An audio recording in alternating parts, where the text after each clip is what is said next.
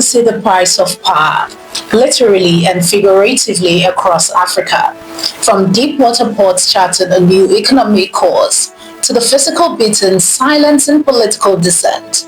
The tension between progress and protest is at a breaking point.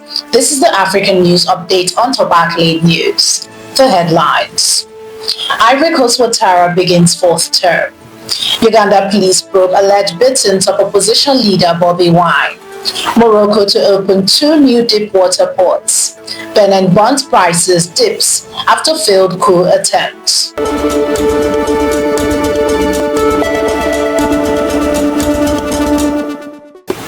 First up, a nation where a celebrated economic turnaround is running headfirst into democratic backsliding.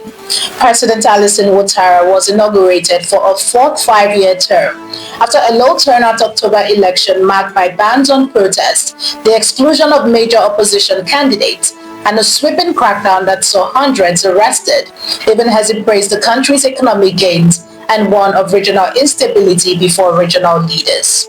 Critics say his constitutional changes allowed him to extend his rule, while supporters credit him with restoring growth, underscoring the tension of a nation where progress rises but democracy gasps for air. From West Africa to East Africa, political tensions remain high.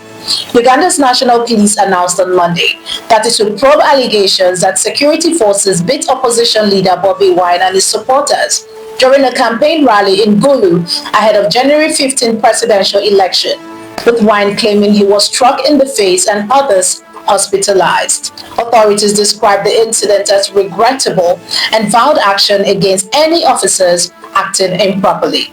In a nation where politics often turns violent, the rally underscores that democracy's rhythm can still echo with the crack of a cane. Turning now to development and trade, Morocco is betting big on its ports. Morocco plans to inaugurate Nado West Med on the Mediterranean in 2026 and a $1 billion deep water port in Dakhla on the Atlantic by 2028, expanding industrial zones, hosting Morocco's first LNG terminal, and supporting green hydrogen export, while aiming to replicate the success of Tanga Med as a hub for Sahel trade and regional industrial growth. With these ambitious projects, Morocco signals that its ports are not just gateway to the world, but engines for a sustainable future. Not all economic news is bullish. Even the hint of instability can shake investor confidence. Benin's international bond fell on Monday following Sunday's attempted coup, with the 2052 maturity dropping 1.8 cents on the euro and dollar-denominated bonds down around 1.5 cents, even as President Patrice Talon's government quickly regained control, with regional support from ECOWAS and Nigerian forces. Analysts warn that the incident could dent Benin's reputation for stability, though the swift resolution reaffirms a 53-year record of unbroken civilian rule, highlighting that in a region prone to coup, resilience can still command a premium.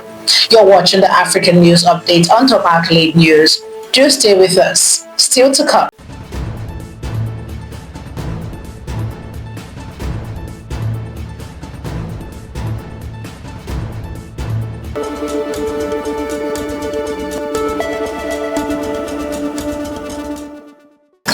Thanks for staying with us. A massive new fund is aiming to stabilize Africa's most basic needs. Angola's Sovereign Wealth Fund, FSDEA, is partnering with London-based asset manager GemCorp Capital to create a $500 million Africa-focused infrastructure fund, seeding $50 to $200 million initially to attract global investors for projects in critical minerals, energy transition, water, and food security, with management based in Abu Dhabi to tap Gulf involvement, while FSDEA seek to diversify beyond traditional securities and improve governance after past mismanagement. The initiative signals that Africa's infrastructure ambitions are finally drawing the world's capital eye. Now a look at where ceasefire have failed. Congolese President Felix Tshisekedi told lawmakers on Monday that Rwanda has violated its commitment to a US and Qatar mediated peace agreement as M23 rebels, allegedly backed by Rwanda, captured Luvungi and nearby clashes killed up to 36 civilians, prompting Washington to urge Kigali to halt escalation while reaffirming concern over worsening instability.